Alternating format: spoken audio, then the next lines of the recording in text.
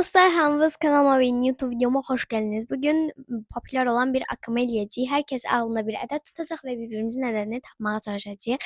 Yanımda Elisa var və bugün 8 Mart'dır. Bugün hər kəsin bayramını təbrik edirəm. Bütün qadınların içində biz daxil olmaqla qadınlarının bayramını təbrik edirəm.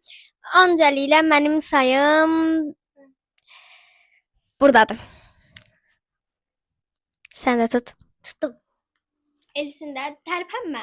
Ya. Elis'in de sayısı buradadır. Elis biraz rahat yedi. Oturmuşsan diye şey olur. Buradadır.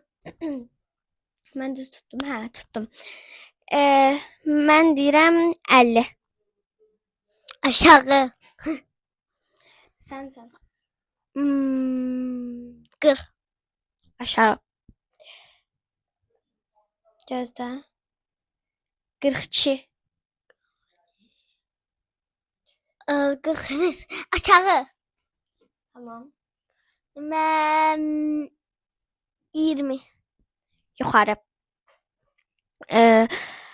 35. 29. 29 nedir? Ne dedin sen? 35. 35. Aşağı.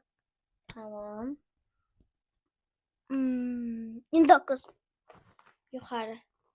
Ay. Ha, gözde. Gözde. Gözde. Mənim sıramdır. 23. Aşağı. Ne kadar aşağı düştü. Aha.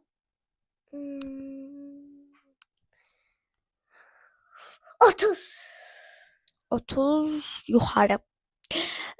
Bir dakika ben tapmalıyım. 20. Kazandım. Esas 20 de. Hemen 20 seçtim. 100 seçseydim daha güzel var. Ben 32 seçmiştim. Satırdın. 30'dan yukarı dedim. Bu winner mənim. Bye bye.